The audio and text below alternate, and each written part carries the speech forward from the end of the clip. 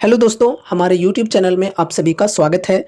तो दोस्तों, इस वीडियो में हम कुछ 5 पॉपुलर डिफेंस स्टॉक्स को डिस्कस करने वाले हैं, जिनके अंदर आज के दिन हमें काफ़ी ज़्यादा गिरावटें देखने को मिल रही है। गिरावट के पीछे रीजंस क्या हैं, ये फर्स्ट ऑफ ऑल समझेंगे। एंड उसके बाद हम ये भी समझेंगे कि ऐसी सिचुएशन में हम क्या कर सकते हैं अपने तरफ से। क्या सब कुछ बेच करके निकल जाना चाहिए, लॉस बुक करके निकल जाना चाहिए, या फिर इसे हमें एज अ अपॉर्चुनिटीज़ देखना चाहिए। सब कुछ डिस्कस करेंगे, वीडियो के साथ एंड तक बने रहना। देखो गाइज, यहाँ पर अगर हम एचएल की बात करें तो एचएल के अंदर लगभग 4.5% की गिरावट देखने को मिल रही है। सेम यहाँ पर भारत डायनामिक्स की बात करें तो यहाँ पर भी 4.5% के अप्रोक्स गिरावट है। उसके बाद भारत इलेक्ट्रॉनिक्स की बात करें तो 4% के अप्रोक्स यहाँ पर भी गिरावट है। उसके बाद यहाँ पर कोचिन शिपयार्ड की बात करें तो 4.25% के अप्रोक्स यहाँ पर भी गिरावट है। फिर यहाँ पर मजगांव डॉक से बिल्डर्स की बात करें तो यहाँ पर भी लगभग 4% की गिरावट हमें देखने को मिल रही है। अभी ये फिलहाल की डेटा है, लेकिन अभी पूरा दिन बाकी है, तो हो सके तो मार्केट क्लोज होते होते ये जो गिरावट की परसेंटेज है ये और भी ज़्यादा बढ़ जाए। 5% तक भी गिरावट की परसेंटेज पहुंच सकती है इन स्टॉक्स के अंदर। ये चीज़ें भी हो सकती है, क्योंकि आज काफ़ी ज़्यादा पैनिक माहौल बना हुआ है। पैनिक होकर लोग यहाँ पर सेलिंग कर रहे हैं काफ़ी ज़्यादा। वैसे इंटरनली इन कंपनीज के अंदर कुछ भी प्रॉब्लम्स नहीं है, ये मैं आपको क्लियर कर देना चाहूँगा। अब देखो, यहाँ पर अगर हम अपने मेन इंडेक्स की बात करें जो कि हमारा निफ्टी 50 इंडेक्स है, ये देखो मज़े में है, 0.47% की तेज़ी में है फिलहाल। एंड यहाँ पर अगर हम Nifty mid cap 50 mid cap 100 की बात करें तो ये देखो काफ़ी बड़ी गिरावट यहाँ पर देखने को मिल रही है। -1.36% की गिरावट एंड -1.43% की गिरावट। एंड उसके बाद यहाँ पर हम स्मॉल कैप 100 की बात करें तो लगभग 2% की गिरावट है यहाँ पर। एंड फिर यहाँ पर स्मॉल कैप 50 की बात करें तो -1.88% की गिरावट। तो अगर आपके पोर्टफोलियो में मिड एंड स्मॉल कैप्स की वेटेज काफ़ी ज़्यादा है तो आज आपके पोर्टफोलियो के अंदर गिरावटें भी काफ़ी ज़्यादा होंगी। ठीक है, यहाँ पर देखो, अब हम अगर डिफेंस इंडेक्स की बात करें, यानी कि टॉप 15 डिफेंस स्टॉक्स की बात करें, तो देखो लगभग सभी स्टॉक्स के अंदर हमें गिरावटें देखने को मिल रही है। लगभग क्या कहें यार, सभी स्टॉक्स के अंदर देख सकते हो काफ़ी ज़्यादा गिरावटें हैं। सिर्फ यहाँ पर डीसीएक्स सिस्टम्स को छोड़कर बात करें तो सभी स्टॉक्स के अंदर देख सकते हो। यहाँ पर हिंदुस्तान एरोनॉटिक्स 5% की गिरावट, भारत इलेक्ट्रॉनिक्स 4% की गिरावट, बाकी सभी स्टॉक्स के अंदर गिरावटें ही हमें देखने को मिल रही है। और यहाँ पर ऐसा नहीं है कि सिर्फ डिफेंस स्टॉक्स के अंदर गिरावटें हैं।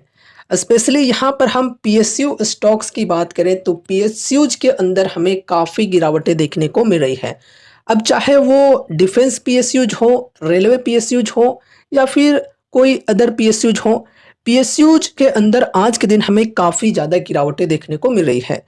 जो हमारा निफ्टी 50 इंडेक्स है ये ग्रीन में क्यों है? रेट कट के रीजन की वजह से निफ्टी 50 इंडेक्स जो हमारा है ये पॉजिटिव में देखने को फिलहाल मिल रहा है। लेकिन ये चीज़ें भी हो सकती हैं कि मार्केट क्लोज होते होते ये भी रेड में चला जाए, ये भी पॉसिबिलिटीज हैं। जैसी अनसर्टेनिटी मार्केट में फिलहाल बनी हुई है उस हिसाब से मैं कह रहा हूँ। एंड देखो, रेट कट का सबसे बड़ा फ़ायदा किस सेक्टर को मिलने वाला है? डेफिनेटली बैंकिंग एंड जो फाइनेंस वाली सेक्टर है उनको बेनिफिट्स मिलेंगे।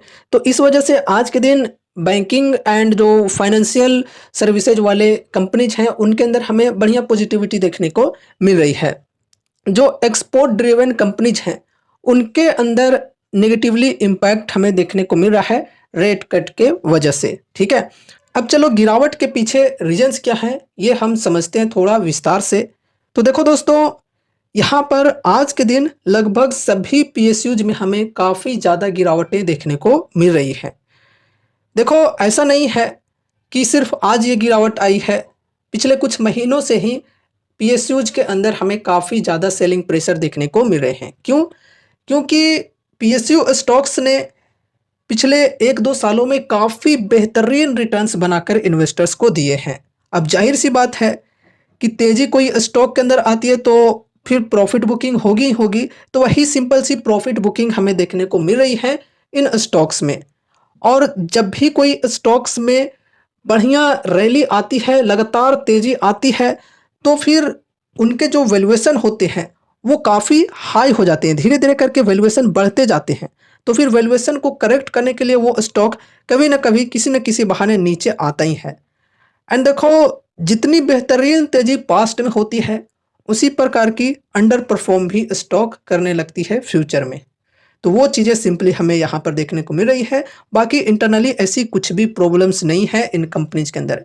एक चीज़ और गाइज़ कि कुछ टाइम पहले हमने defence, shipping and railway PSUs के ऊपर कुछ 5 रीज़न्स को डिस्कस किया था गिरावट के पीछे। उस वीडियो को एक बार ज़रूर से देख लेना, काफ़ी इन्फॉर्मेटिव वीडियो होगी आपके लिए। गिरावट के पीछे रीज़न्स क्या हैं ये समझने को मिलेगा और कब तक तेज़ी आ सकती है ये समझने को मिलेगा। बहुत ही इंपॉर्टेंट वीडियो है। उस वीडियो की link I button and and screen पर मिल जाएगी। तो इस वीडियो को देखने के बाद उस वीडियो को एक बार ज़रूर से चेकआउट कर लेना।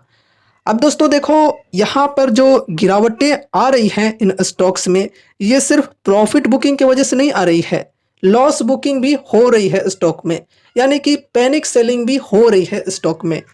स्पेशली रिटेल इन्वेस्टर्स जो हैं वो पैनिक होकर इन स्टॉक्स के अंदर सेलिंग कर रहे हैं, घबरा कर सेलिंग कर रहे हैं और इस वजह से इन स्टॉक्स में काफ़ी गिरावटें देखने को मिल रही है। देखो, रिटेल इन्वेस्टर्स का जो पेशेंस होता है उसका लेवल इसी प्रकार की गिरावटों में चेक होता है कि कैसे वो गिरावटों को झेल सकते हैं। अगर किन्हीं के अंदर पेशेंस नहीं है तो वो लॉस बुक करके निकल जाएंगे, एंड जिनके अंदर पेशेंस है और उन्होंने अगर अच्छे स्टॉक्स में इन्वेस्टमेंट कर रखे हैं तो उनको उसका फ़ायदा ज़रूर से मिलता है आगे चलकर लॉन्ग रन में। ठीक है, तो ये पेशेंस की लेवल चेक हो रही है। देखते हैं किसकी पेशेंस कैसी है। कमेंट में शेयर कर देना कि आज किसी ने यहाँ पर बाइंग किए हैं या फिर सेलिंग किए हैं, कमेंट में शेयर कर सकते हो। ठीक है, अब दोस्तों देखो, किन्हीं किन्हीं भाइयों ने हाई के लेवल्स पर बाइंग किए हैं। स्पेशली वो लोग यहाँ पर हाई के लेवल्स पर बाइंग किए हैं जो कि मार्केट में नए हैं एंड फोमो में आकर यहाँ पर बाइंग किए हैं एंड उनको काफ़ी लॉसेज हो रहे हैं। तो लोग कंपनीज को ही बुरा भला कह रहे हैं कि यार कंपनी घटिया है, जबकि गलती को एक्सेप्ट करना चाहिए कि हाँ, मैंने गलत लेवल पर एंट्री ले लिया तो गलती मेरी है। गलती एक्सेप्ट करो भाई और गलती से सीखो, ना कि दूसरों को ब्लेम करो। कंपनीज जो पहले थी वही है और कहें तो पहले से भी बेटर हो चुकी है कंपनीज। ठीक है, इनके ऑर्डर बुक्स की बात करें तो काफ़ी बेहतरीन है, बहुत ही बढ़िया तरीके से काम कर रही है। तो कंपनीज के अंदर इंटरनली ऐसी कुछ भी प्रॉब्लम्स नहीं आई हैं, एक्सटर्नल रीजंस की वजह से गिरावटें हैं एंड गिरावटों से आपको सीखना चाहिए। लेकिन फिर भी अगर आपको कंपनी बेकार लग रही है और आप लॉस बुक करके निकलना चाहते हो तो ये टोटली आपकी पर्सनल डिसीजन है। तो आप चाहो तो लॉस बुक करके निकल सकते हो। देखो, दूसरों के कहे सुने में आकर कोई स्टॉक के अंदर आप इन्वेस्ट तो कर दोगे, लेकिन आपके लिए उसे लॉन्ग टर्म के लिए होल्ड करना काफ़ी ज़्यादा मुश्किल हो जाएगा। ठीक है, आप उसे लॉन्ग टर्म के लिए होल्ड कर ही नहीं पाओगे। लॉन्ग टर्म के लिए होल्ड कब कर पाओगे? जब उस कंपनी के ऊपर आपकी ट्रस्ट होगी, आपका कॉन्फिडेंस होगा, तब आप उस स्टॉक को होल्ड कर पाओगे लॉन्ग टर्म के लिए। और ये ट्रस्ट एंड कॉन्फिडेंस आती कहाँ से है भाई? टाइम देने से। मार्केट में टाइम देना पड़ेगा, खुद की स्टडी, खुद की एनालिसिस करनी होगी। कोई भी स्टॉक के ऊपर अगर आपकी स्टडी, आपकी एनालिसिस होती है तो आपका वहाँ पर ट्रस्ट बनता है उस कंपनी के ऊपर, आपका कॉन्फिडेंस लेवल बढ़ता है और तब जाकर आप उस स्टॉक को होल्ड कर पाते हो लॉन्ग टर्म के लिए। अब देखो गाइस, अगर आप सिर्फ दूसरों के कहे सुने में आकर कोई भी स्टॉक के अंदर इन्वेस्टमेंट करते हो तो चाहे वो कोई भी स्टॉक हो, आप उसे लॉन्ग टर्म के लिए होल्ड कर ही नहीं पाओगे, कितना भी बेहतरीन स्टॉक क्यों ना हो। देखो, आज यहाँ पर गिरावटें चल रही हैं डिफेंस सेक्टर में, तो यहाँ से आप लॉस बुक करके निकलोगे। एंड अभी लाइक ईएमएस सेक्टर की बात करें तो यहाँ पर बहुत ही बेहतरीन तेज़ी बनी हुई है।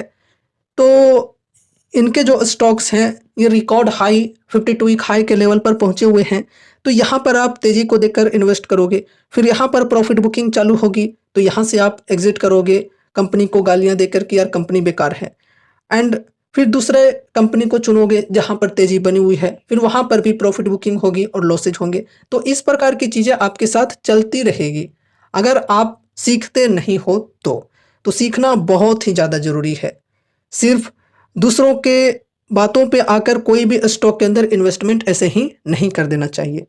एंड एक चीज़ और देखो गाइज, अभी यहाँ पर रिटेल इन्वेस्टर्स पैनिक होकर सेलिंग कर रहे हैं। स्टॉक्स के अंदर लगातार काफ़ी ज़्यादा गिरावटें देखने को मिल रही हैं। तो जो भी रिटेल इन्वेस्टर्स होंगे, जिनकी घबराहट काफ़ी ज़्यादा होगी, जिनके अंदर पेशेंस नहीं होगा, वो सब निकल जाएंगे अभी, ठीक है। एंड यहाँ पर सबके निकलने के बाद एंट्री होगी बड़े प्लेयर्स की। एंड बड़े प्लेयर्स की एंट्री होने के बाद ये जो स्टॉक्स हैं ये रॉकेट हो जाएंगे। एंड रॉकेट हो जाएंगे तब जाकर वो लोग फिर से आएंगे, हाई के लेवल्स पर बाइंग करके फिर से फंसेंगे, हाई के लेवल्स पर फिर से बाइंग करेंगे और फिर से प्रॉफिट बुकिंग होगी और फिर से उनको लॉस होगा। तो ये चीज़ें होती ही रहेंगी अगर आप चीज़ों को समझकर नहीं चलते हो, तो पेशेंस के साथ नहीं चलते हो तो, ठीक है। एंड देखो, पर्सनली अगर मैं अपनी बताऊं तो यार मैं खुद भी एक इन्वेस्टर हूं एचएल की शेयर में, साथ ही साथ मज़गांव डॉक के अंदर भी इन्वेस्टेड हूं। तो ये दोनों स्टॉक्स मुझे डिफेंस सेक्टर के अंदर बढ़िया लगती है, रिस्क मैनेजमेंट के हिसाब से भी और रिटर्न्स के हिसाब से भी मुझे ठीक लगता है। एंड देखो, ऐसा नहीं है कि गिरावटें आ रही हैं तो मैं बहुत ही ज़्यादा टेंशन ले रहा हूँ, बिल्कुल नहीं। मैं तो सोच रहा हूँ कि यार और भी ज़्यादा गिरावटें आए ताकि मैं और भी अच्छे प्राइस पर, डिस्काउंटेड रेट्स पर इन स्टॉक्स को उठा पाऊँ, ठीक है। तो मैं सोच रहा हूँ कि यार और भी ज़्यादा गिरावटें आए तो बहुत ही अच्छी बात होगी मेरे लिए फिर तो। अब चलो यहाँ पर हम टेक्निकल्स को डिस्कस करते हैं। काफ़ी टाइम से हम डिस्कस करते आ रहे हैं कि यहाँ पर देखो एक लेवल है 100 ईएमए की, जो कि काफ़ी टाइम से ये जो स्टॉक है इस लेवल के ऊपर सपोर्ट ले रही थी और हमने उस वक्त डिस्कस किया था कि 100 ईएमए की जो लेवल है ये टूटनी नहीं चाहिए, लेकिन अगर टूटती है तो फिर काफ़ी बड़ी गिरावट आ सकती है स्टॉक के अंदर। एंड अब देखो यहाँ पर ये लेवल टूटी भी है और यहाँ पर गिरावटें भी काफ़ी ज़्यादा देखने को मिल रही है। जैसा कि हमने डिस्कस किया था कि ये लेवल अगर टूटती है तो फिर स्टॉक के अंदर और भी बड़ी करेक्शंस हम एक्सपेक्ट कर सकते हैं। एंड देखो यहाँ पर अगर हम 100 ईएमए से अभी तक के गिरावट की बात करें तो लगभग 8-9% तक ये स्टॉक गिर चुकी है।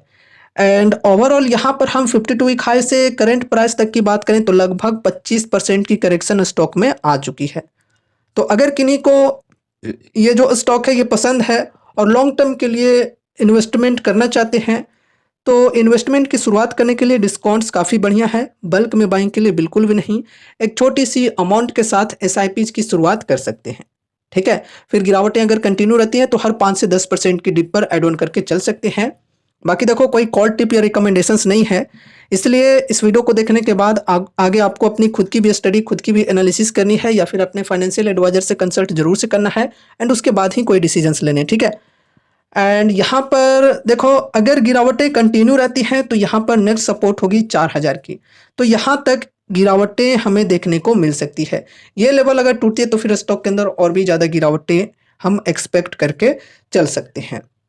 अब चलो नेक्स्ट स्टॉक को डिस्कस करते हैं, जो कि है Bharat dynamics limited. Bharat dynamics limited की यहाँ पर अगर हम बात करें तो ये तो यार एकदम फॉलिंग नाइफ बना हुआ है, मतलब गिरता हुआ चाकू बना हुआ है। अभी यहाँ पर अगर हम 52 वीक हाई के लेवल से करेंट प्राइस जो कि 1114 के अप्रोक्स है, यहाँ तक की बात करें तो लगभग 38% तक ये स्टॉक गिर चुकी है। तो किन्हीं को ये स्टॉक पसंद है तो वो अपनी स्टडी, अपनी एनालिसिस के अनुसार यहाँ पर इन्वेस्टमेंट की सोच सकते हैं। एंड देखो यहाँ पर ये जो 100 ईएमए की लेवल है ये टूट चुकी है एंड देख सकते हो यहाँ पर 100 ईएमए की लेवल टूटने के बाद स्टॉक के अंदर काफ़ी गिरावटें आ चुकी हैं। फिर अगर गिरावटें कंटिन्यू रहती है तो हमारा जो नेक्स्ट सपोर्ट होगा यहाँ पर ये होगा 1050 का, फिर यहाँ पर 948 का, ठीक है। रेजिस्टेंस की बात करें तो रेजिस्टेंस है 1223 की, फिर यहाँ पर 100 ईएमए की रेजिस्टेंस है जो कि 1300 के अप्रोक्स है, फिर यहाँ पर 1362। ये सपोर्ट एंड रेजिस्टेंस के लेवल्स को ध्यान में रखकर चलना है। अब चलो नेक्स्ट स्टॉक को डिस्कस करते हैं, जो कि है भारत इलेक्ट्रॉनिक्स लिमिटेड। काफ़ी टाइम के बाद इस स्टॉक के अंदर हमें 20% के अप्रोक्स डिस्काउंट मिली है। ये जो स्टॉक है गाइज, जो अभी हम पांचों स्टॉक्स को डिस्कस करने वाले हैं, इन पांचों में से सबसे कम करेक्शन आई है इसमें, ठीक है। 52 वीक हाई के लेवल से करेंट प्राइस जो कि है 271 के अप्रोक्स, यहाँ तक की बात करें तो लगभग 20% की करेक्शन हुई है स्टॉक में। तो चलो ये भी डिस्काउंट ठीक है। इन्वेस्टमेंट की शुरुआत करने के लिए एक छोटी सी अमाउंट के साथ इन्वेस्टमेंट की शुरुआत कर सकते हैं, फर्स्ट एसआईपी करके चल सकते हैं। फिर अगर गिरावटें कंटिन्यू रहती हैं तो हर 5 से 10% की डिप पर एड ऑन करके चल सकते हैं। लेकिन हाँ, एक लिमिटेड वेटेज के साथ ही चलना है। ऐसा ना हो कि अपने पोर्टफोलियो का एक बहुत ही बड़ा वेटेज सिर्फ इस एक स्टॉक के अंदर दे दिया। ऐसे में रिस्क काफ़ी ज़्यादा बढ़ सकती है, ठीक है। अगर गिरावटें कंटिन्यू रहती है तो यहाँ पर नेक्स्ट सपोर्ट होगी हमारी 264 की। एंड उसके बाद फिर यहाँ पर हम रेजिस्टेंस की बात करें तो देखो रेजिस्टेंस, ये जो ट्रेंड लाइन है ये होने वाला है एक स्ट्रॉन्ग रेजिस्टेंस के तौर पे। ये ट्रेंड लाइन वर्क कर रहा है, तो इस ट्रेंड लाइन को अगर ब्रेकआउट मिलता है बढ़िया वॉल्यूम के साथ में तो फिर स्टॉक के अंदर हम बढ़िया तेजी एक्सपेक्ट कर सकते हैं। अब चलो यहाँ पर नेक्स्ट स्टॉक को डिस्कस करते हैं जो कि है कोचिन शिपयार्ड। गाइज ये स्टॉक भी फॉलिंग नाइफ बनी हुई है, लगातार गिरते जा रही है एक चैनल पैटर्न बनाकर। एंड यहाँ पर अगर हम करेक्शन के परसेंटेज की बात करें तो ये देखो इन पांचों में से सबसे ज़्यादा करेक्ट हो चुकी है। लगभग 45% तक ये जो स्टॉक है ये करेक्ट हो चुकी है 52 वीक हाई के लेवल से। करेंट प्राइस जो कि है 1652 के प्रोक्स यहाँ तक की बात करें तो, ठीक है। काफ़ी ज़्यादा गिरावटें यहाँ पर हमें देखने को मिल रही है। एंड उसके बाद देखो अगर गिरावटें कंटिन्यू रहती हैं तो कौन कौन से सपोर्ट के लेवल्स होंगे। फर्स्ट ऑफ ऑल तो देखो यहाँ पर ये जो ट्रेंड लाइन है ये एक एज अ स्ट्रॉन्ग सपोर्ट के तौर पे वर्क कर रही है, ठीक है। ये सपोर्ट अगर टूटती है तो फिर स्टॉक के अंदर और भी बड़ी गिरावटें आ सकती है। वैसे देखो ये ट्रेंड लाइन पर सपोर्ट ले लेकर ही स्टॉक धीरे धीरे करके नीचे साइड में शिफ्ट होते जा रही है। फिर यहाँ पर सपोर्ट के लेवल की बात करें तो ये भी एक सपोर्ट की लेवल है जो कि है 1372 की, ठीक है। अब चलो यहाँ पर हम आगे बढ़ते हैं, नेक्स्ट स्टॉक को डिस्कस करते हैं जो कि है Mazagon dock ship builders. Mazagon dock ship builders के अंदर आज के दिन हमें लगभग 4% की गिरावट देखने को मिल रही है। एंड यहाँ पर अगर हम ओवरऑल डिस्काउंट्स की बात करें तो 52 एक हाई के लेवल से करेंट प्राइस जो कि 4036 के अप्रोक्स है, यहाँ तक की बात करें तो लगभग 31% की गिरावट स्टॉक में आ चुकी है। ये स्टॉक कोचिन शिपयार्ड एंड जीआरएसी के मुकाबले में कम गिरा है, जबकि इसके ऊपर एक ब्रोकरेज फर्म की कमेंट्री थी आईसीआईसीआई सिक्योरिटीज की, ये जो स्टॉक है ये 73% तक गिर सकता है, जबकि यही स्टॉक कम गिरा है। मतलब समझ सकते हो यार कि किस प्रकार की पॉलिटिक्स चलती है मार्केट में, है ना। समझना है यार चीज़ों से आपको, ठीक है। तो यहाँ पर अभी ये जो स्टॉक है ये 100 ईएमए के सपोर्ट पर पहुँच चुकी है। अगर ये सपोर्ट टूटती है 4000 की ये जो लेवल है ये अगर टूटती है तो फिर स्टॉक के अंदर और भी बड़ी गिरावटें हम एक्सपेक्ट करके चल सकते हैं। और फिर ये जो गिरावटें हैं ये 3300 के लेवल तक आ सकती है। नेक्स्ट सपोर्ट 3300 की है यहाँ पर। अब देखो बढ़िया तेजी हम तभी एक्सपेक्ट कर सकते हैं जब ये जो ट्रेंड लाइन है इसको ब्रेकआउट मिले बढ़िया वॉल्यूम के साथ में, तब, ठीक है। तो दोस्तों अभी हमने कुछ 5 पॉपुलर डिफेंस स्टॉक्स के ऊपर डिस्कशन किए हैं। अगर आपको इन कंपनीज में इंटरेस्ट है और विजन है लॉन्ग टर्म का, कंपनीज के ऊपर पूरा भरोसा है, तो फिर यहाँ पर आप इन्वेस्टमेंट्स की शुरुआत कर सकते हो। बल्क में बाइंग के लिए बिल्कुल भी नहीं, एसआईपीज के साथ यहाँ पर आप इन्वेस्टमेंट कर सकते हो। उम्मीद है कि इस वीडियो के माध्यम से आपको कुछ यूजफुल इन्फॉर्मेशन मिले होंगे। तो वीडियो को लाइक करके चैनल को सब्सक्राइब कर देना और मिलते हैं अगले नए वीडियोज के साथ। तब तक के लिए बाय बाय।